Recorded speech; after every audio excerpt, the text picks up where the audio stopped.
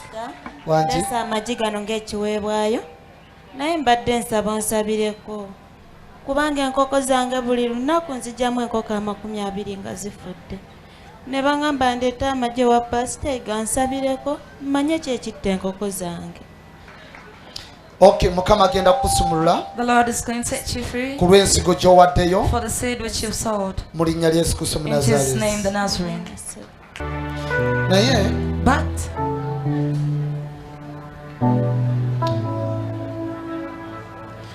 Musooke mukolere kkubyawo. First pave way for her. Ayimirire wali n'amagi. She stands down there with her eggs.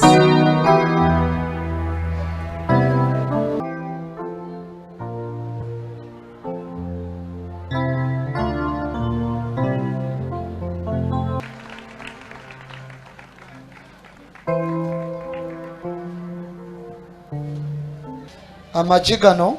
These eggs. Njagala opakulule limu ku limu ogateeka wansi. I want you to unpack one by one as you're putting them on the floor.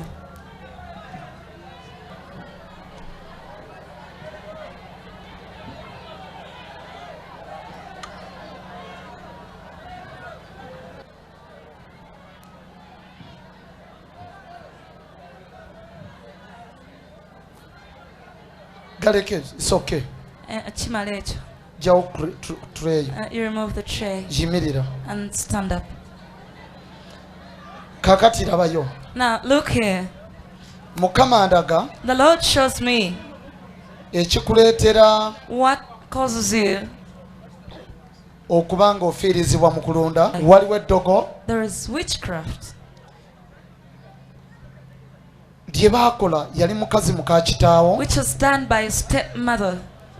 N'abaana balenzi mwenna mubonaabona. And even your brothers are suffering. Yabakola ebintu bingi. She did very many things against you. Yabakolera eddogo. She did witchcraft. Era yali somba mu basawo banjawulo. And she gathered it in different witch doctors or sorcerers. Yali simba ku malaalo. She planted it on a graveyard.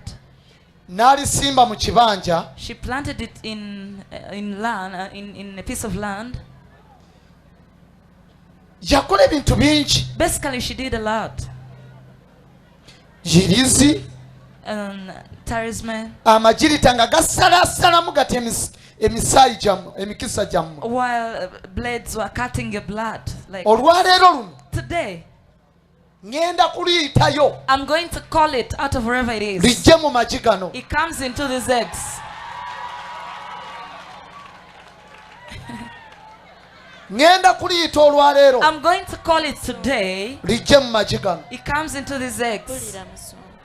Mukama mpita eddogo. Lord, I call the witchcraft eribonyabonya omwana ono. that's making this child to suffer. Yonna gyonna gye baalisimba. Wherever it was planted. Njagala lijje. I want it to come. Liyingire munda mu magi gano. Enter these eggs. Mu linnya lya Yesu Kristo Munazaaleti. In the name of Jesus of Nazareth. Liyingire mu magi gano. It enters these eggs. Njagala liyingire munda mu magi gano. I want it to enter these eggs. Mu linnya lya Yesu Kristo Munazaaleti. In the name of Jesus of Nazareth. You come.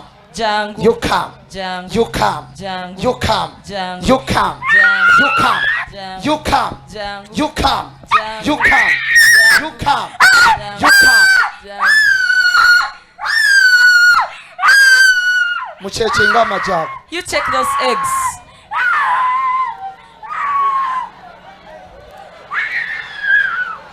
Everyone, you are free to check. Buli omu oli waddembe okujja n'olaba. Wabeewo Asha, taganjula ebintu ebyo. Omuweereza omwajje.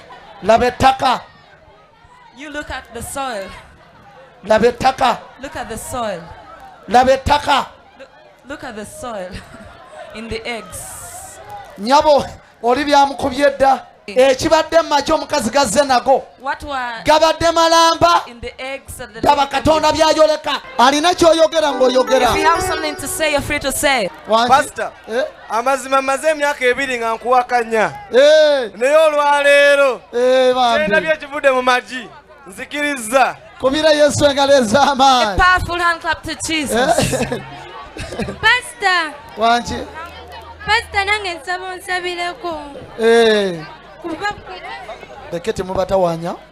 Njagala bakakasa ensi nti Mukama wane Kawaala Katonda wa wano byakola si bya What kiwaani. God of this place does is not fake. Olina mbuzi, You had a goat. olina ki, You had what? naye ng'obeera nakyo, While you are with it, naye nga tokulaakulana, while you do not develop, teweeyongera mu maaso, you do not move forward. kireete ku Lwokutaano lwa wiiki Bring ejja. it on Friday next week. Ne bwe neeba nti bwe neeba erimu eddogo, Even if it's a cow that has got witchcraft, njadiyita liyitire mu nte I'll eyo, call it and it will mulirabeko come to n'amaaso know that gammwe. cow and you have a look at it with your own eyes. Kubira Yesu engalo ez'amaanyi. For Jesus, everybody.